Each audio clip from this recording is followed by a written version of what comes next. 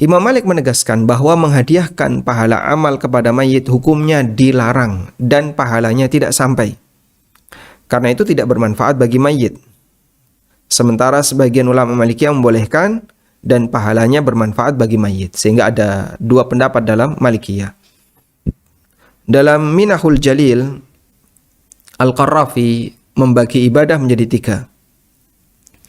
Yang pertama, ibadah yang pahala dan manfaatnya dibatasi oleh Allah. Hanya berlaku untuk pemiliknya. Dan Allah tidak menjadikannya bisa dipindahkan atau dihadiahkan kepada yang lain. Contohnya adalah iman. Iman, tauhid, Islam itu tidak bisa dihadiahkan kepada yang lain. Nafsi-nafsi, masing-masing pribadi harus mengupayakan itu.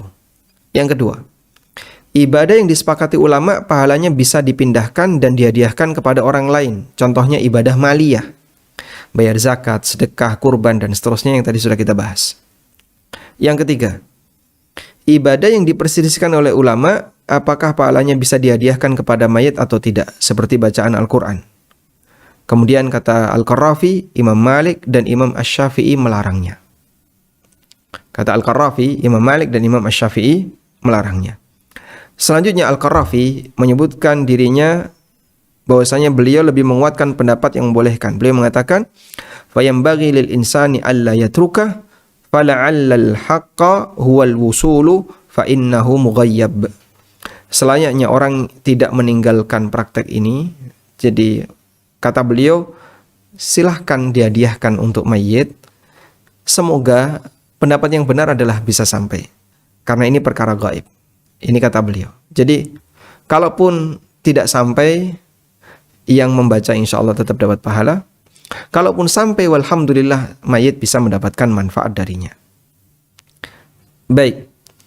Ada juga sebagian ulama Maliki yang berpendapat bahwa menghadiahkan pahala bacaan Al-Quran tidak sampai kepada mayit. Hanya saja ketika yang hidup membaca Al-Quran di dekat mayit atau di kuburan, maka mayit mendapatkan pahala mendengar bacaan Al-Quran. Namun pendapat ini ditolak oleh Al-Qarrafi karena mayit tidak bisa lagi beramal. Sehingga mana mungkin dia bisa dapat tambahan pahala dengan mendengarkan Al-Quran. Dan Nabi SAW mengatakan, "Idza matal insan inqata'a amaluh." Apabila manusia itu mati, maka terputus amalnya. Sehingga jangan dipahami kalau orang membaca Al-Quran di kuburan, mayit mendapatkan pahala karena menyimak bacaan Al-Quran, itu tidak mungkin. Sebab orang yang sudah mati amalnya terputus, sehingga dia tidak bisa lagi beramal.